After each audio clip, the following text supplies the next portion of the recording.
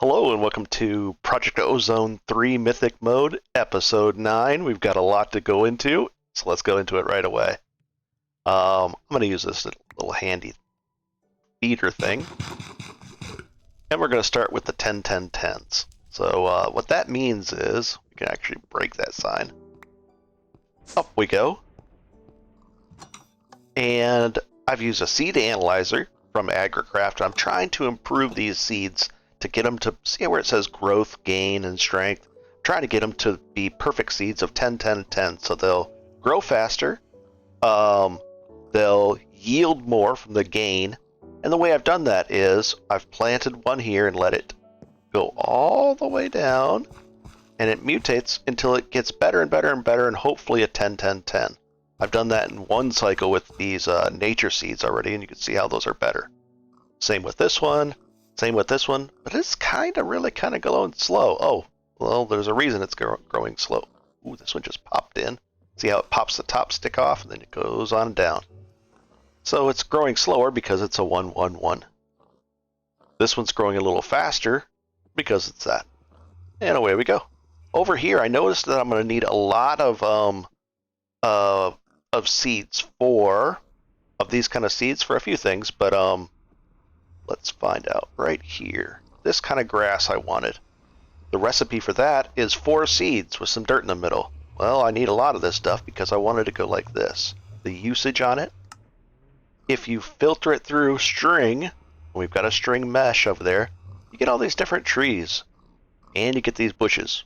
I'm assuming I'm gonna want them. Silver ball, silver bell. So I assume I'm gonna want them. I think you could buy them through the market, but it costs IRK.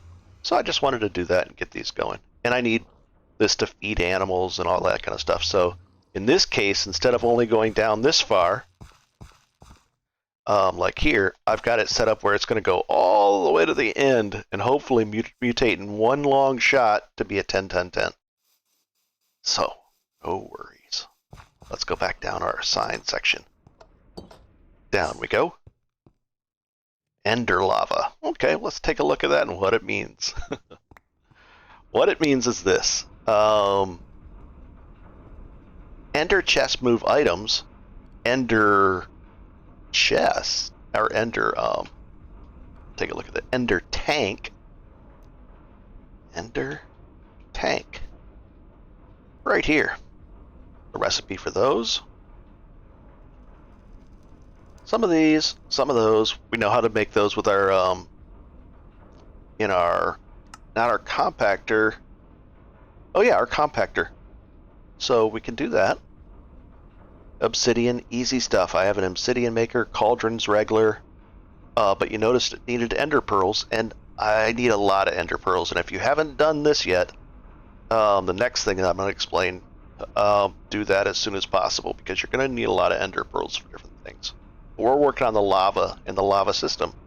What this allowed me to do is I just pipe all this lava right into these and see how it's triple orange on the button. So that's my lava ender tank system. But if you change the color to, let's say, 1 orange, well then it'll be coded for whatever liquid that is, and you get to choose. So I see how on this one it's ender chest, and those are all the cobblestone. Right over here is the way I was making the obsidian. Got tons of that, but I needed more end stone. So I did this. Pumps both of these, so it really pumps a lot if you have a lot, and it fills it up. You put glowstone in the top, stone barrel just like this, and out pops this. And we needed this for a few reasons, but let's take this. You can do this with it. Hammer it down into crushed end stone. Then you go, well, what do you do with this? Filter it, and you get ender lilies. So right away, early on, you really need to be making end stone, and then save some to plant the ender lilies. Filter this after you've crushed it, and get those ender lilies, because here's the ender lily. We'll get rid of that. There we go. Ender lilies. I thought I was, and I started out with just the one. And as you pick these, you get a random chance of getting an ender lily seed as well. And then you kind of just expand out from there. Well, I expanded and expanded and expanded. And I'm doing a test with these lily pads of fertility to see if they help grow it quicker. So I've got a few planted over there because it's supposed to go 3 out. I don't know if it's 3 from the corner. So what I've done is I've got a situation here where it's 1, 2, 3, 1, 2, 3, and 3 wide.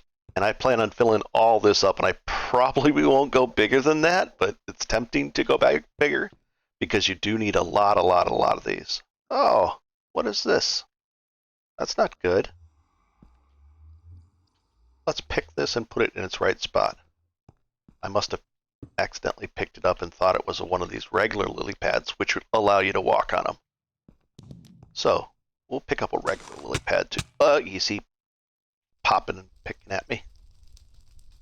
Scary stuff. Oh boy. Okay. Regular ender lilies are made with these from the nature essence, which is the seeds, which you can easily make with a crafting thing like that. So if you want to get into those and make ender lilies, you can do this. Just work your way through it with the crops, and then you can actually just plant them. So you make your the lily pads, and then the recipe for that is just like this. You make these with the cactus, and you've got an ender lily pad. Now this is just a lily pad, and this, and see how there was 2 L's in ender lily? That's why I couldn't find it the other day. We're going to pop that one down right there, and it should grow around in here. I just wanted a good test. Also, this allows you to walk on these without sinking in the water. And there we go. I'm going to put this one right there. And once these are planted, I'll harvest everything, and then I'll get a good idea of this affecting the grow rate or not, because right now it's not very clear if that's the case. So I'm just going to let these grow up and then plant them and go from there. All right, so that was a lot. Let's put these away. I'm going to break these down and sift them later. And I've organized this a little bit better so that the ender stuff is here with the ender lilies. And it looks like we have 6 of them, so we could plant some more as well. Whew, that was a lot. All right, the scythe. Now, whoa, easy there. I always found it weird that I could walk through these signs. I was habit of walking around them, but you don't have to do that. Well, I made this next the obsidian scythe. Well, that didn't really cut it because I was hoping I could go like right click and it would do a big area. That wasn't the case. If you guys know of an item that lets me harvest in a large area while leaving the item on the ground there, that would be great. Because this is tough right now. There is another scythe that might do it. Come on, I can type. Right here, but these are really a lot harder to make because of the inferium ingot. I can do it because you work your way back through this, and you can make these, so I might try that next. That'll be like the next little project that I want to just do to test out. But, it's going to be disappointing if I get it and it still doesn't do its intended thing. So I just popped that up there. And I was able to do that because I thought I needed, you can use iron blocks to make the tool forge for the smeltery. For some reason, when I went tool forge, I didn't dig into it more. I just assumed it was going to be more difficult. And I must have gone like this or something, or I said, what about this? Beryllium. And I said, well, I needed something, but you can make it right here. For some reason, I pulled up one that said you needed something from the nether to make the blocks, and I was like, wow, they really made the recipe hard for this, but it wasn't the case. So I had plenty of iron, and I made the tool forge, and that allowed me to make that, which also is going to be allowing me to make the shurikens, which I have to research how to make those really nice and accurate, and I don't want to have to run out of them. So I just want to be able to like, pew, pew, pew. Alloy smelter, a redstone. Oh, the alloy smelter. Right here, this little bad boy. Simple alloy. Oh, I don't know why that came up. Okay, simple graphite. So, what's the recipe for this? Void ingot, simple powered furnace, the chassis machine. We know how to make this, so that's easy to do. The void ingots, I think those were actually pretty easy. The dawnstone is smelted down like that in the smeltery. Might show up there. Copper and gold. So I was able to make those. And I just worked my way through this. Easy to make that. Terracotta. The simple machine. Go. No, those are easy. So even this was a little bit, tedious. But I was able to make this alloy smelter. And I also made a bunch of these energy cells powered by just one lonely little coal deal here. One little coal engine, because this doesn't run all the time, but it runs a lot of time. And I just said, you know what? I'm going to need these anyways eventually. So I just hooked them all up, one thing. And this one coal thing can run this for quite a bit. I'm dropping lead into here. There's a recipe. Let's do it right here. We'll grab how many only 57 ender pearls. 1, 2, 3, 4. 1, 2, there. This recipe is, it's an expensive one. Let's see if we put this here. And let's find out. Is there a recipe way here? Show reps. So this is nice. Show the recipes. There's 499 of them. Oh, God. We'll let that cook up. It's like Enderium. Let's go find out where that is. Not there. Here? There we go. The recipe to make this, because this is used, a lot of it, but I use this Enderium to upgrade all these servos and all these other things as well. All the filters, everything to resonant. Well, I needed tons of Enderium. And the recipe to make that is in the alloy filter.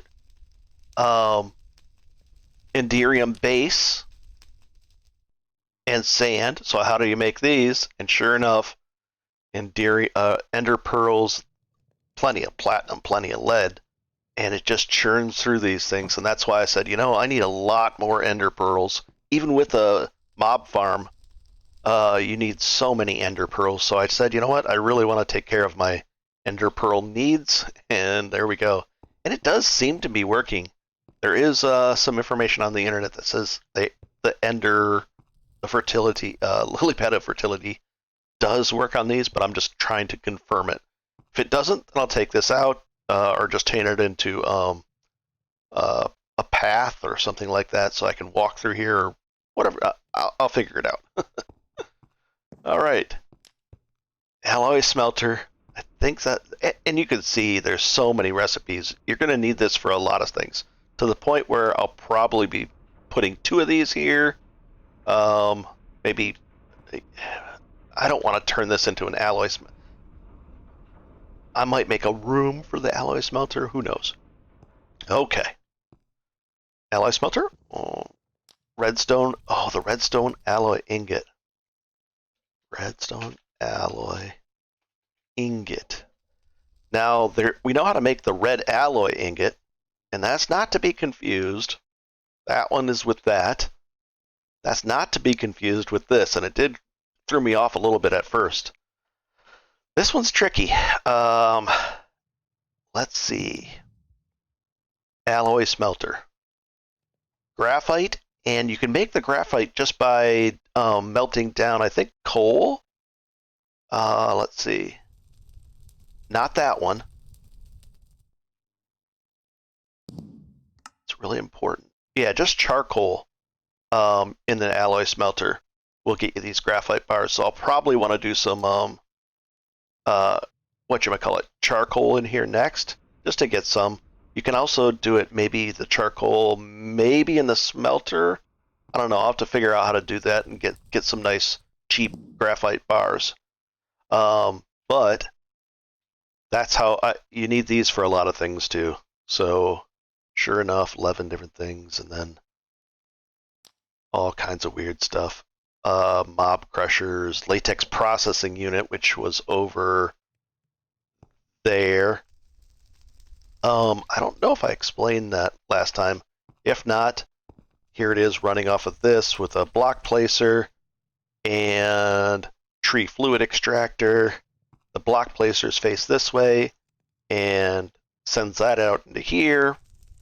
Then the tree fluid extractor is pointing towards that. I think we did go over this. But anyways, just like that, fills these things up, gets plenty of the latex, and then I need a processor for that to turn it into little plastic chunks and cook it down into plastic. All right, did that. Furnace upgrades. That was more along the lines of over here. I did all the furnace upgrades, except this is my furnace. It's really kicking along because I put an upgrade in there. I put 2 in there. It didn't seem to make it go any faster. And what's the recipe for that? It's doable, very doable with quartz. I could test it again. That might be a thing to do. But holy cow, this is filling up because it's pumping out so many things. I mean, I grab all this stuff, and I'll probably end up automating this now because I really don't need the what do you call it? I don't need the blends as much. I don't have to worry about those. But look at this, it's just filling up. I've got so much, and then this fills up. God. So I'll probably be automating the this whole system, so I don't have to come over here and unplug it. But it's nice. It's a nice problem to have. Don't get me wrong. Oh my gosh. Oh my gosh. Oh my gosh. So as you can see, the number of I kind of try to target the good stuff. Oh, there we go. Plenty of stuff, and it just flies through here if you get behind on this. So I'll probably be piping this into my system this way from the back and kind of expanding this room out a little bit and kind of using it as a sorting, pre-sorting, loading for this. Oh boy. Furnace upgrades, because they were part of a quest right here in the very beginning quest line. And right here. So I I got worked all the way through this, and I came to this one. And I said, okay, what's this? Recipe. What? Okay, I've done those before. That's part of it, so I said, I got that. Ultimate ingot. I don't like the sound of that. Recipe for this. Recipe? There's no recipe. So you gotta find it, I guess? Unless anybody knows, please comment and let me know. The crusher? No? You just get these pure diamond ore. It's somewhere. Let's go back. So I said, okay, those are going to be hard to get. What about this ultimate ingot? Oh, no. Ah, it's all of this. Crystal matrix, block of elven quartz. Where do we get this? But down, yeah. So I think we can actually make that. Oh God, elven trade. You throw in some regular quartz and you get that back. Oh, into the elven trade. We've done this before a long time ago. So that's a lot. So that one's going to be left undone for a while. More ore processing. Let's go take a look at what we've done there. And that's the more ore processing has directly led to that issue being all tons of it. So I came over here and you can see everything gets pumped up. We've got plenty of power. Do we have power and everything? Let's take a final look kind of thing. Oh gosh. So all of these aren't being used, right? Interesting. Future landscaping here or whatever. All these are backed up. So I think we can go like this. I'm pretty sure if that says it's, see how that's a red signal like that? If you pop just once on it, it'll fix the thing that's in there. See, it was plugged up with that because there wasn't enough room. It was trying to get it out of there and there wasn't any room to go. So what I'll probably do is, what we can do to fix this, to have, I don't want to have overflow in this area. Eventually I'll just make it so it won't get plugged up, but that's the case so far. And that's how you fix an item that's been broken, in a sense. Oh, look at all this grinding away at all these things. So it's constantly pumping these things in. It gets sent into these pulverizers, which doubles the output. Sends them into here. Look at this. This is just tons and tons. And it's pulling them all out, and because this is backed up. So even that furnace over there, I don't think is able to keep up with the sifting and all that kind of stuff. So it's a good problem to have in a sense, but it's a thing. We'll put it that way. I might not be in such a rush to expand that sifting thing because it's just kicking butt right now. What I do occasionally, though, is this. I say, okay, it's doing its gravel and this kind of thing and dust. It's eating the dust away. Let's see if it goes down. Yeah, it's slowly eating away at the dust. Sometimes I'll come over here and I'll say, you know what? If I feed this one, kind of cheat the system. If I feed it these directly and kind of force it, the sifter will start using these things because these the dust sifting dust and sand does give different results of items. So I kind of just say, hey, do that for me for a little bit, and that's what it does. Gives the yellorium, different things like that, instead of just filtering for the diamonds. And then we come back over here, and sure enough, well, 9 diamonds, not bad. But I've been getting a lot of diamonds, a lot. So we can do this. And I'll probably put the same thing with this. The end result is going to go behind, this whole little system is going to go behind here and feed into the system, so I don't have to come over here and manually do this. This is kind of like the last step of automation, to automate me grabbing these things out of these chests. But yeah, it seems to be working. And then if it overflows, I'll just do what do you call it? Upgrades on the drawers so they can hold more stuff. Was that the alloy smelter? I think. Yeah. Over there, I've been doing the tips and tricks. So I've got the next episode beginning to line up over there. And that was the first episode that I did. And that'll be just a hallway dedicated to the tips and tricks for Ozone, Project Ozone 3. That's bigger. I think. So what I'll be working on is this. I might even get rid of those two little smelteries because they don't really do anything of value anymore. And ender pouches. I should explain it.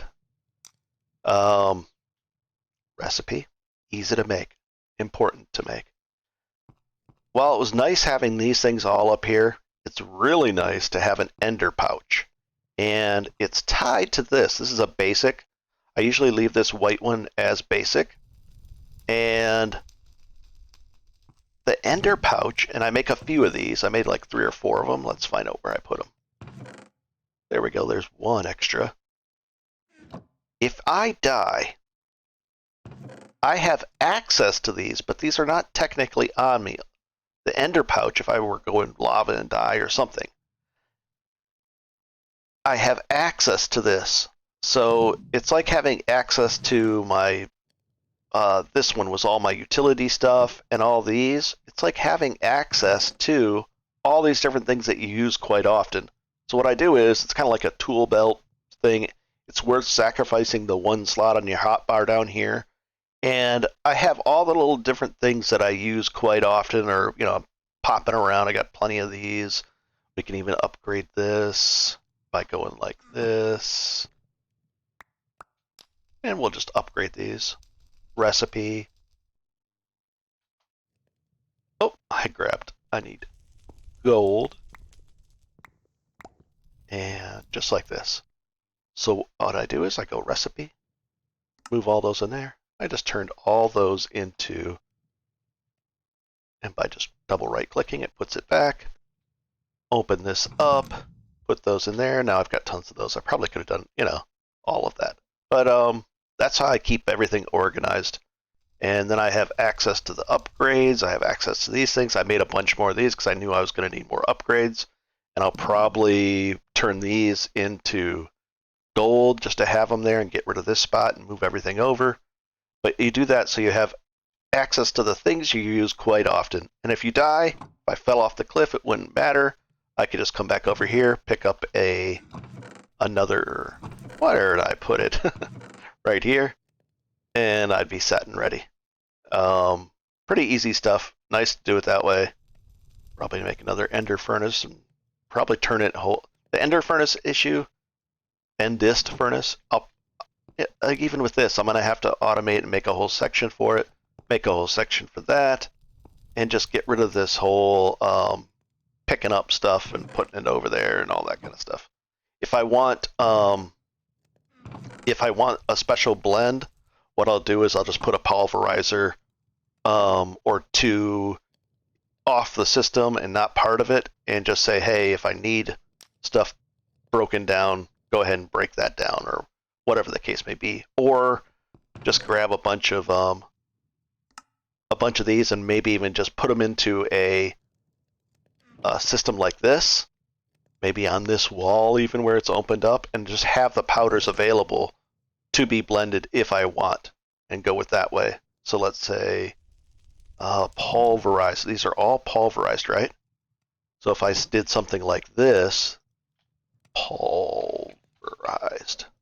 Oh, not at pulverized. Thermal pulverized.